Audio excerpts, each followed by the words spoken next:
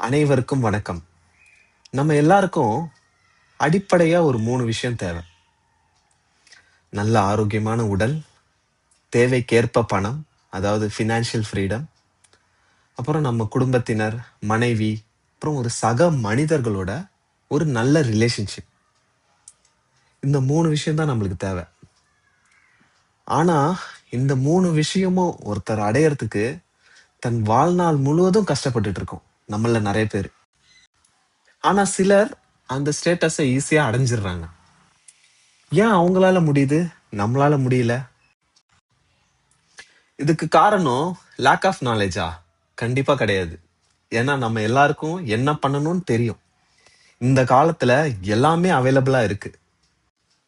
உதாரணத்துக்கு நம்ம தினந்தோறும் உடற்பயிற்சி செஞ்சா நம்ம உடலை ஆரோக்கியமா வச்சுக்கலாம், நமக்கு எல்லாருக்கும் தெரியும். நம்ம கோவப்படக்கூடாது, ஸ்ட்ரெஸ் ஆகக்கூடாது, ஈகோவை கண்ட்ரோல்ல வச்சிருக்கணும். இது எல்லாமே தெரியும்.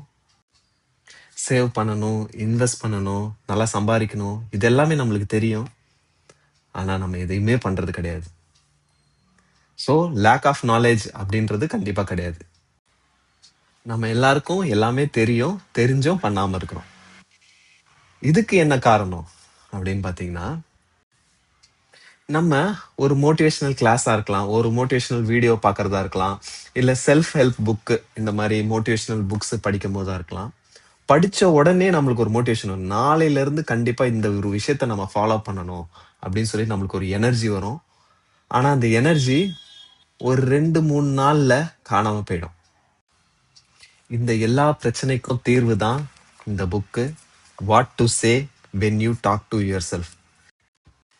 இந்த புத்தகத்தை எழுதியவர் ஷாட் எம்ஸ்டர். அவர் இதற்கான காரணமா சொல்றது நம்மளுடைய மென்டல் ப்ரோக்ராமிங். நம்ம தினம் தினம் நம்ம கிட்ட என்ன பேசுறோம், எதை நம்புறோம், நம்மளோட தாட்ஸ், ஆக்ஷன்ஸ், ஃபீலிங்ஸ், இது எல்லாத்தோட காம்பினேஷன் எஃபெக்ட் தான் நம்ம எதை பண்ணணும் எதை பண்ணக்கூடாதுன்னு தீர்மானிக்குது. ஸோ டீட்டெயில்டா இந்த புக்ல இருக்க விஷயத்த பார்க்கலாம் வாங்க. ஃபர்ஸ்ட் நம்ம மைண்டை ஒரு கம்ப்யூட்டர் மாதிரி இமேஜின் பண்ணிக்கோங்க. ஒரு கம்ப்யூட்டருக்கு நம்ம இன்புட்டா என்ன ப்ரோக்ராமிங் கொடுக்குறோமோ அதை பொறுத்து தான் அவுட்புட், நம்மளுக்கு ரிசல்ட் வெளில வரும். அதே மாதிரி தான் நம்மளோட மைண்டும். நம்ம சின்ன வயசுல இருந்து எதை அதிகமா கேட்குறோமோ, எதை நம்புறோமோ, அதைத்தான் நம்ம மைண்டு நம்மளுக்கு செய்யும். அதை தான் மென்டல் ப்ரோக்ராமிங் அப்படின்னு சொல்லி நம்ம ஆசிரியர் வந்து எக்ஸ்பிளைன் பண்றாரு. இந்த இடத்துல ஷாட் எல்ம்ஸ்டர் ஒரு ஷாக்கிங்கான ஸ்டாட்ஸ் ஒன்று கொடுக்குறாரு. அதாவது நம்மளோட வாழ்க்கையில முதல் 18 வருடங்கள்ல நாம கேட்கிற நெகட்டிவ் வார்த்தைகள் வந்து 1,48,000க்கும் மேல. உதாரணத்துக்கு நாம கேட்ட வார்த்தைகள் வந்து உன்னால முடியாது, அது கண்டிப்பா சாத்தியம் கிடையாது, தப்பு பண்ணாத, உன்னோட அண்ணன் மாதிரியோ உன்னோட அக்கா மாதிரியோ நீ இருக்க மாட்ற, பக்கத்து வீட்டு பையன் பாரு எவ்வளவு சூப்பரா படிக்கிறான், அவனை மாதிரி நீ இருக்க மாட்ற. இந்த மாதிரி நெகட்டிவ் வார்த்தைகளையே நம்ம நிறைய கேட்டு கேட்டு வளர்ந்துருக்கோம் அப்படின்னு சொல்றோம். இதுக்கு கம்பேரிசனா அதே 18 வருஷத்துல உன்னால முடியும், நீ அதுக்கு சரியான ஆள், நீ கண்டிப்பா அச்சீவ் பண்ணுவ, இந்த மாதிரி வார்த்தைகள் வந்து எத்தனை வாட்டி கேட்டிருப்போம்னு நினைக்கிறீங்க? சில 100 வாட்டி கூட நம்ம அதை கேட்டிருக்க மாட்டோம். அப்ப நீங்களே பாருங்க, நம்ம மைண்ட்ல நெகட்டிவான விஷயங்களே நிறைய வந்திருக்கு. அதாவது 1,48,000 எங்க இருக்கு, சில நூறுகள் எங்க இருக்கு. ஸோ இந்த பயாஸ் அதிகமா நம்ம மைண்ட் எப்படி ப்ரோக்ராம் ஆகும்னா, எதை அதிகமா ரிப்பீட்டேட்டிவா நிறைய வாட்டி நம்ம மைண்ட் கேட்டுச்சோ அதைத்தான் உண்மைன்னு நம்போம். அப்ப உன்னால முடியாதுன்னு நிறைய வாட்டி நம்ம மைண்ட் கேட்டுச்சுன்னா, நம்மளால முடியாது இது பண்ணாத அப்படின்னு சொல்லி நம்மள சேஃபர் ஜோன்லயே நம்ம மைண்ட் வந்து நம்மள வச்சிருக்கோம். இதைத்தான் நெகட்டிவ் பிலீஃப் அப்படின்னு சொல்லி நம்ம ஆத்தர் எக்ஸ்பிளைன் பண்றாரு. நம்மளோட சக்சஸையும் ஃபெயிலியரையும் முடிவு பண்றது ஒரு 5 ஸ்டெப். அதை தான் செல்ஃப் மேனேஜ்மெண்ட் சீக்வன்ஸ்ன்னு நம்ம ஆத்தர் வந்து எக்ஸ்பிளைன் பண்றாரு. அதாவது ஒரு மனுஷனோட வெற்றிக்கும் தோல்விக்கும் பின்னாடி இருக்க பிஹேவியர் எஃபெக்டை மட்டும்தான் நம்ம எல்லாரும் பார்க்குறோம். ஆனா அதுக்கு பின்னாடி இருக்க ஃபீலிங்ஸையும், ஆட்டிடியூடையும், பிலீஃபையும், ப்ரோக்ராமிங்கையும் நம்ம வந்து பார்க்கறது இல்ல. ஸோ உங்களுக்கு புரிகிற மாதிரி சொல்லணும்னா, ஒருத்தர் அதிகமா சம்பாதிக்க முடியாம கஷ்டப்படுறதுக்கு காரணம், அவர் வந்து கஸ்டமருக்கு கூடுதலான வேல்யூ குடுக்கறது இல்ல. அவர் வந்து கன்சிஸ்டன்ட்டா அவர இம்ப்ரூவ் பண்ணிக்கிறது இல்ல. அவருக்கு தேவையான ஸ்கில்ஸ இம்ப்ரூவ் பண்ணிக்கிறது இல்ல. அப்படின்ற பிஹேவியர் எஃபெக்ட் மட்டும் தான் நம்ம பார்க்குறோம். ஆனா அதுக்கு பின்னாடி இருக்க ஃபீலிங்ஸ், அதாவது தினமும் இதே வேலைய செஞ்சுட்டு இருக்கேன். இதுல எனக்கு இன்ட்ரெஸ்ட் இல்ல அப்படின்னு அவருக்கு மேபி ஃபீலிங்ஸ் இருக்கலாம். அந்த ஃபீலிங்ஸ் வரதுக்கான காரணம் அதுக்கு பின்னாடி இருக்க ஆட்டிடியூட். அதாவது இங்க நான் என்ன செஞ்சாலும் எனக்கு பயன் இல்ல, இதெல்லாம் பாலிடிக்ஸ், நல்லவனா இருந்தா மட்டும் முன்னேற முடியாது, இங்க டேலண்ட்டை விட ஃபேவரிசம் தான் வேலை செய்கிறது அப்படின்ட்டு ஏதாவது ஒண்ணு அவன் வந்து அவனோட ஆட்டிடியூட்ல இதாகுது. இதுக்கு பின்னாடி இருக்க பிலீஃப் என்னன்னு பாத்தீங்கன்னா, நான் எவ்வளவு முயற்சி செஞ்சாலும் பெரிய அளவுல சம்பாதிக்க முடியாது, என்னோட லிமிட் இவ்வளவுதான், நான் வந்து நல்லவனா இருந்தா சம்பாதிக்க முடியாது அப்படின்ற ஒரு ஆழமான பிலீஃப் தான் காரணம். சோ இந்த பிலீஃப் எதனால வந்திருக்கும்? இந்த பிலீஃப்க்கு பின்னாடி ப்ரோக்ராமிங், அதாவது சின்ன சின்ன வயசுல இருந்து நம்ம கேட்டு வளர்ந்தது. அதாவது நம்ம வந்து நம்மளோட லிமிட் இவ்வளவுதான், நம்ம எப்பயுமே சேஃப் ஜோன்ல இருக்கணும் அப்படின்னு. நம்ம இப்போ ஒரு படம் பாக்குறோம்னா கூட அந்த படத்துல பாத்தீங்கன்னா ஒரு கெட்டவங்க தான் நிறைய சம்பாரிச்சு வச்சிருப்பாங்க, நல்லவங்க வந்து ஏழையா இருப்பாங்க.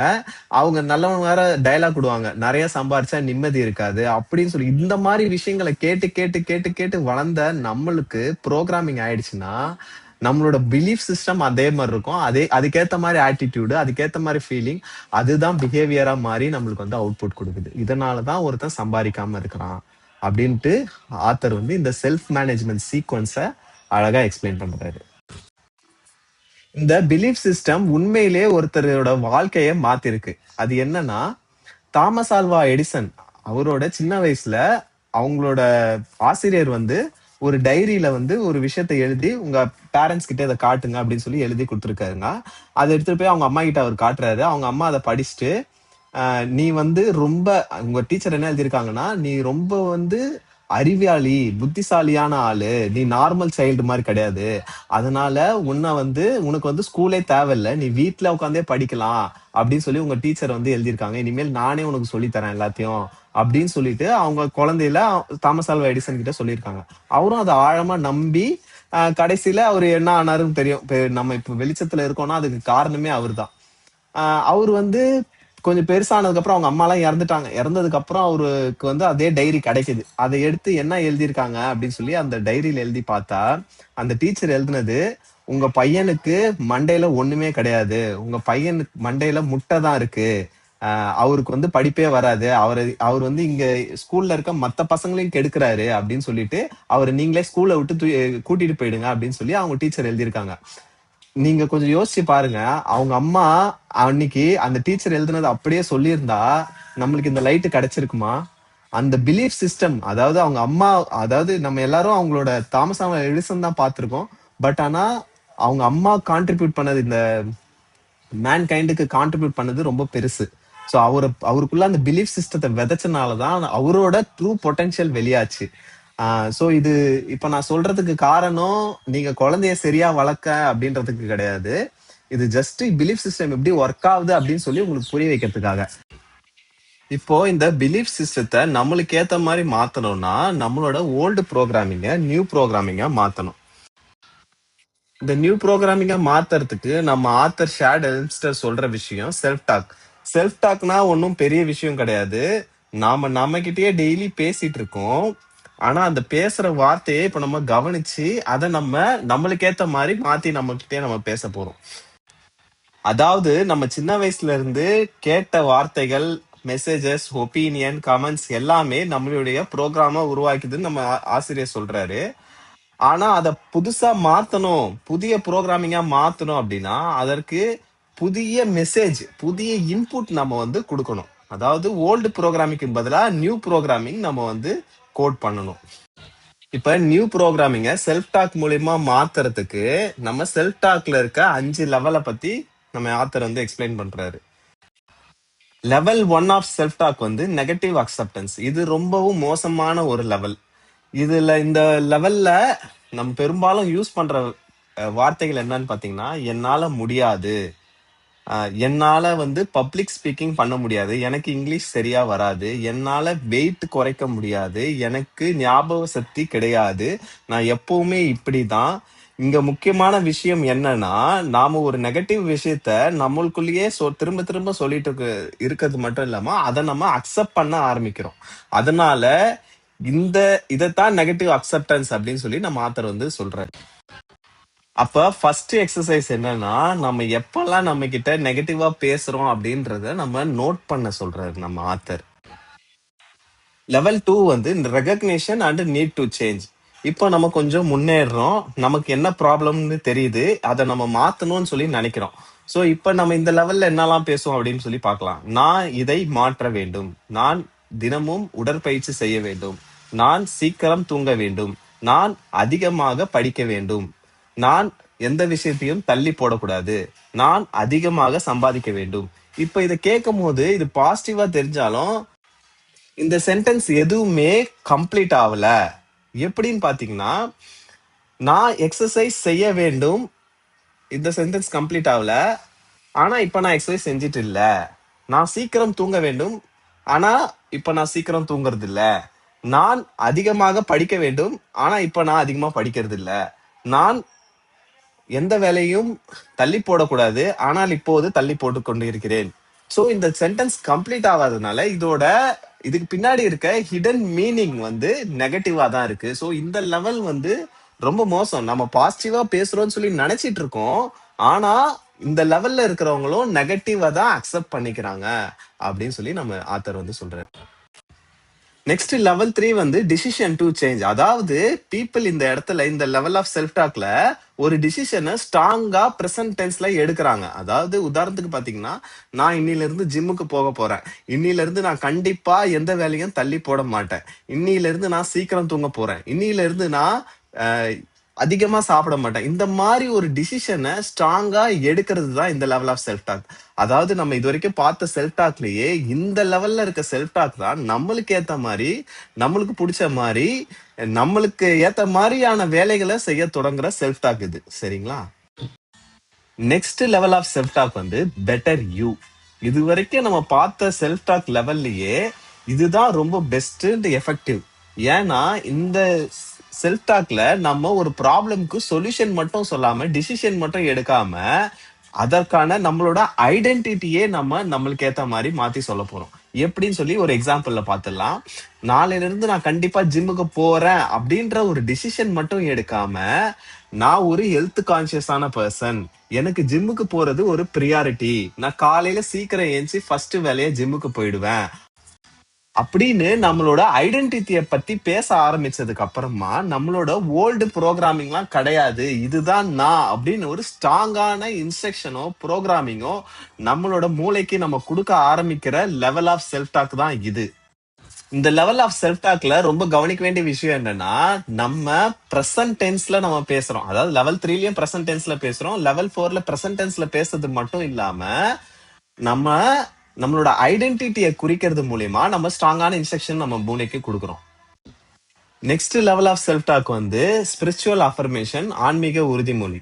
அதாவது இந்த லெவல் வந்து ரொம்ப அட்வான்ஸ்டு. இந்த லெவல்ல நம்ம கடவுள், பிரபஞ்சம், இந்த மாதிரி பெரிய பெரிய விஷயங்கள் பத்தி பேசுறது. சோ இதற்கு உதாரணமா நம்ம ஆத்தர் சொல்ற ஒரு அஃபர்மேஷனை நான் அப்படியே படிக்கிறேன்.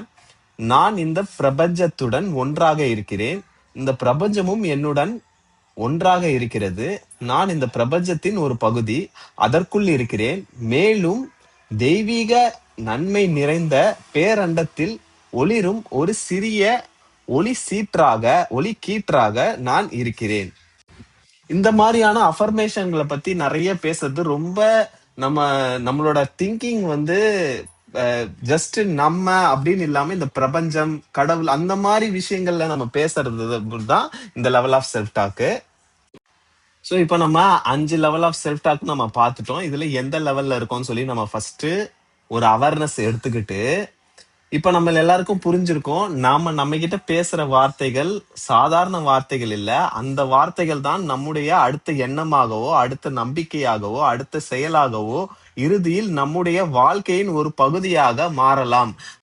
அதனால நம்ம இனிமேல் நம்ம என்ன பேசுறோம் அப்படின்றத கவனிச்சு, நம்ம அதுக்கு ஏத்த மாதிரி நம்ம லெவல் 4ல இருக்க செல்ஃப் டாக் அத மாதிரி பேசுறது, அது ஐடென்டிட்டி சார்ந்ததா பிரசன்ட் டென்ஸ்ல எப்படி பேசுறதுன்னு சொல்லி நம்ம கத்துக்கலாம். சரிங்களா?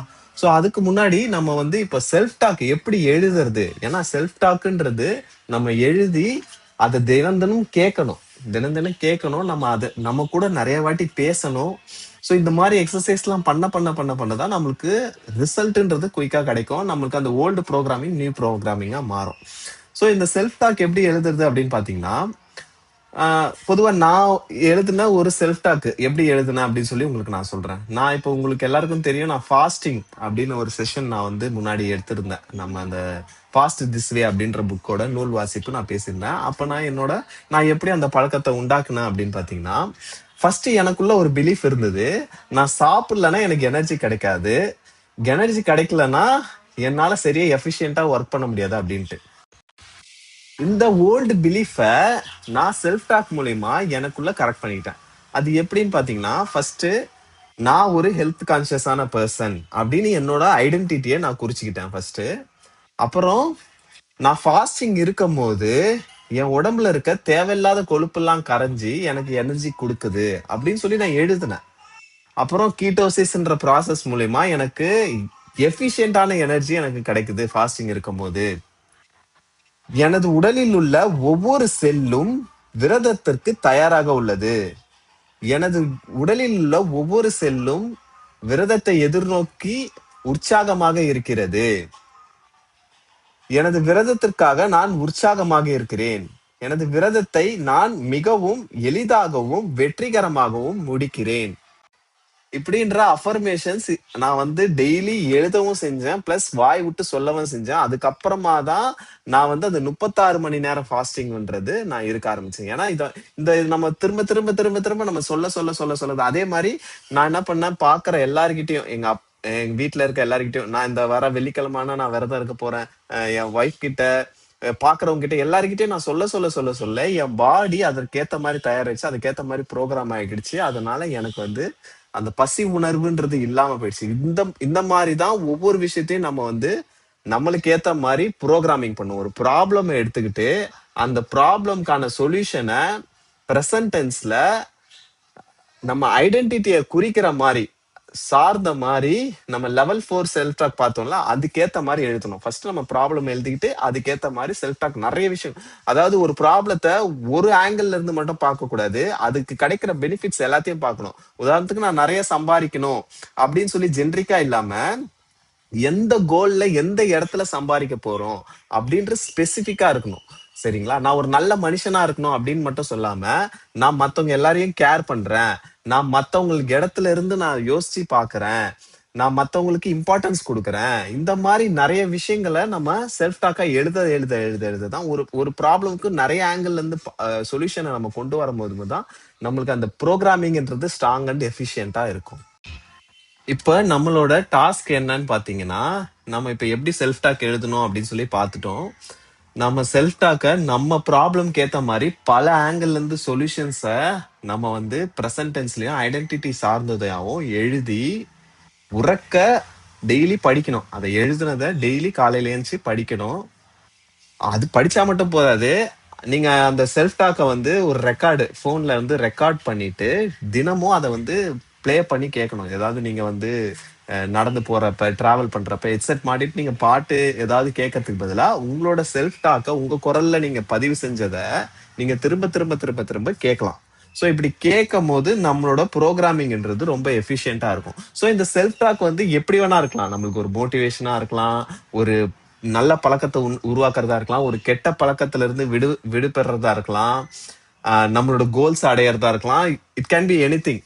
ஸோ இப்ப நம்ம வந்து நம்ம ஆத்தர் வந்து இந்த புக்ல நிறைய இந்த மாதிரி self talk for motivation, habit formation அப்படின்னு சொல்லிட்டு நிறைய செல்ஃப் டாக் வந்து கொடுத்துருக்காரு. ஸோ எல்லாத்தையும் இந்த ஆடியோல நம்ம வந்து சொல்ல முடியாது. இப்ப நான் ஒரு மோட்டிவேஷனுக்கு ஊக்கம் அளிக்கிறதுக்கான ஒரு செல்ஃப் டாக்க தமிழ்ல டிரான்ஸ்லேட் பண்ணி, ஆத்தர் வந்து இங்கிலீஷ்ல எழுதியிருக்காரு, அதை தமிழ்ல டிரான்ஸ்லேட் பண்ணி அதை நான் இப்ப படிச்சு காட்டுறேன். என்னால் முடியும் என்று நான் நம்பும் எந்த விஷயத்தையும் என்னால் செய்ய முடியும். எனக்குள் திறமையும் அறிவும் ஆற்றலும் இருக்கிறது. நாளுக்கு நாள் அவை இன்னும் அதிகரித்து கொண்டே இருக்கின்றன. நான் என்னுடைய இலக்குகளை நிர்ணயிக்கிறேன், அவற்றை அடைகிறேன். வாழ்க்கையில் எனக்கு என்ன வேண்டும் என்பது எனக்கு தெளிவாக தெரியும். அதை அடைவதற்கு நான் முயற்சி செய்கிறேன். அதை அடைந்தும் காட்டுகிறேன். மக்கள் என்னை விரும்புகிறார்கள். நான் யார் என்பதில் நான் மகிழ்ச்சியாகவும் பெருமையாகவும் இருக்கிறேன். என்னை நான் நம்புகிறேன். என்னை எதுவும் எளிதில் தடுத்து நிறுத்த முடியாது. எனக்குள் மிகுந்த விடாமுயற்சி இருக்கிறது. பிரச்சனைகளை நான் வாய்ப்புகளாக மாற்றுகிறேன். மற்றவர்கள் வாய்ப்பே இல்லை என்று நினைக்கும் இடங்களில் கூட நான் வாய்ப்புகளை கண்டுபிடிக்கிறேன். எனக்குள் மிகுந்த ஆற்றல் இருக்கிறது. நான் வாழ்க்கையை முழுமையாக அனுபவிக்கிறேன். வாழ்க்கையை நான் ரசிக்கிறேன் என்பதை என்னை சுற்றி இருப்பவர்களுக்கும் சுற்றி இருப்பவர்களும் உணர்கிறார்கள். நான் எப்போதும் என்னை உயர்த்தி கொண்டு எதிர்காலத்தை நம்பிக்கையுடன் பார்த்து கொண்டிருக்கிறேன். நான் தேர்ந்தெடுக்கும் எந்த இலக்கையும் என்னால் அடைய முடியும் என்று எனக்கு தெரியும். எதிர்மறையான எந்த விஷயமும் என்னை தடுத்து நிறுத்த நான் அனுமதிப்பதில்லை. எதற்கும் யாருக்கும் நான் பயப்படுவதில்லை. எனக்குள் வலிமையும் ஆற்றலும் உறுதியும் தன்னம்பிக்கையும் இருக்கிறது. சவால்களை நான் விரும்புகிறேன். சவால்களை நேருக்கு நேராக எதிர்கொள்ள நான் தயாராக இருக்கிறேன். குறிப்பாக இன்று நான் வாழ்க்கையின் உச்சத்தை நோக்கி முன்னேறிக் கொண்டே இருக்கிறேன். நான் அடைவதற்காக நான் முழு முயற்சியுடன் செல்கிறேன். எனக்கு என்ன வேண்டும் என்பது என் மனதில் தெளிவாக இருக்கிறது. அதை நான் மனக்கண்ணில் தெளிவாக பார்க்கிறேன். எனக்கு என்ன வேண்டும் என்பது எனக்கு தெரியும். அதை எப்படி அடைய வேண்டும் என்பது எனக்கு தெரியும். அதை செய்வதற்கான பொறுப்பு என்னிடம் இருக்கிறது. என்னால் அதை செய்ய முடியும். வழியில் வரும் தடைகள் என்னை தடுக்காது. அவை நான் முன்னேறிக் கொண்டே இருக்கிறேன் என்பதற்கான அடையாளங்கள் மட்டுமே. எந்த காரணத்துக்காகவும் நான் நின்றுவிடப் போவதில்லை. என்னை நான் நம்புகிறேன். எனக்கு தேவையான திறமையும் ஆற்றலும் என்னுடன் இருக்கிறது. அதை எப்படி பயன்படுத்த வேண்டும் என்பது எனக்கு தெரியும். இன்று நேற்றை விட நான் இன்னும் வலிமையானவன். ஒவ்வொரு நாளும் என்னை நான் இன்னும் சிறப்பாக உருவாக்கிக் கொண்டிருக்கிறேன். என்னை கட்டுப்படுத்தும் வரம்புகளை நான் ஏற்றுக்கொள்ளவில்லை. என்னால் எதிர்கொள்ள முடியாத சவால் எதுவும் இல்லை. என்னால் கடந்து செல்ல முடியாத தடை எதுவும் இல்லை. எந்த பிரச்சனையையும் எதிர்கொண்டு அதை எனக்கு சாதகமாக மாற்றும் வழியை நான் கண்டுபிடிக்க முடியும். நான் நிமிர்ந்து நிற்கிறேன். நான் நேர்மையானவன், உண்மையானவன். மக்களுடன் நல்ல முறையில் பழகுகிறேன். அவர்களும் என்னுடன் நன்றாக பழகுகிறார்கள். நான் தெளிவாக சிந்திக்கிறேன். நான் ஒழுங்காக இருக்கிறேன். என்னையும் என்னுடைய வாழ்க்கையையும் நான் பொறுப்புடன் நிர்வகிக்கிறேன். என்னுடைய வாழ்க்கைக்கான முடிவுகளை நான் எடுக்கிறேன். என்னுடைய வாழ்க்கையில் நடக்கும் எல்லாவற்றுக்கும் மற்றவர்களை நான் குறை கூறுவதில்லை. என்னுடைய தோல்விகளை நான் ஏற்றுக்கொள்கிறேன். அதிலிருந்து கற்றுக்கொண்டு முன்னேறுகிறேன். அதேபோல் என்னுடைய வெற்றிகளையும் மகிழ்ச்சியுடன் ஏற்றுக்கொள்கிறேன். நான் என்னிடமிருந்து முழுமையாக பெர்ஃபெக்ஷனை எதிர்பார்ப்பதில்லை. ஆனால் என்னால் முடிந்தவற்றில் மிக சிறந்ததை நான் கொடுக்கிறேன். நான் எனக்கு எந்த சாக்குப்போக்கும் சொல்வதில்லை. நான் செய்ய வேண்டிய விஷயங்களை சரியான நேரத்தில் சரியான முறையில் செய்து முடிக்கிறேன். இன்று முன்பை விட அதிகமான மன வலிமை என்னிடம் இருக்கிறது. நான் ஒரு சிறந்த மனிதன். என்னுடைய இலக்குகளும் என்னை பற்றி என்னுடைய ஆழமான நம்பிக்கையும் சேர்ந்து என்னுடைய கனவுகளை நிஜமாக மாற்றுகின்றன. என்னுடைய கனவுகளை வாழ்ந்து காட்டுவதற்கான சக்தி என்னிடம் இருக்கிறது. என்னை நான் நம்புகிறேன். அந்த நம்பிக்கை என் உள்ளத்தில் மிகவும் வலிமையானது. எந்த எதிர்மறையான விஷயமும் என்னுடைய அந்த வலிமையான மனநிலையை எளிதில் குறைக்க முடியாது. ஸோ இந்த மாதிரி ஏகப்பட்ட செல்ஃப் டாக் வந்து ஹேபிட் ஃபார்மேஷனுக்கு, நீங்க வந்து உங்களோட பிஸ்னஸ்ல க்ரோ ஆகிறதுக்கு எல்லாத்துக்கும் செல்ஃப் டாக் வந்து நம்ம ஆத்தர் வந்து எழுதியிருக்காரு. யூடியூப்ல கூட ஆத்தர் ஷேட் எல்ம்ஸ்டரோட செல்ஃப் டாக் ஆடியோஸ் நிறைய இருக்கு. பட் ஆனா இங்கிலீஷ்ல இருக்கு. நீங்க கேட்டு அதுக்கு அதை கேட்க கேட்க கேட்க எப்படி செல்ஃப் டாக் எழுதலாம் அப்படின்னு சொல்லி உங்களுக்கு ஒரு ஐடியாஸ் வரும். ஸோ அது இல்லாம உங்களுக்கு வேற ஏதாவது சந்தேகங்கள் செல்ஃப் டாக் எழுதுறது மூலியமாவும் வேற ஏதாவது சந்தேகம் இருந்தாலும் என்னை தாராளமா தொடர்பு கொண்டு என்கிட்ட வந்து நீங்க வந்து கிளாரிஃபை பண்ணிக்கலாம். நம்ம செல்ஃப் டாக் உங்களோட ப்ராப்ளம் வச்சு நம்ம 2 பேரும் சேர்ந்து கூட அந்த செல்ஃப் டாக் கூட நான் உங்களுக்கு எழுதுறதுக்கு நான் உங்களுக்கு கண்டிப்பா ஹெல்ப் பண்றேன். ஸோ எனக்கு இந்த வாய்ப்பு அளித்த அனைவருக்கும் நன்றி.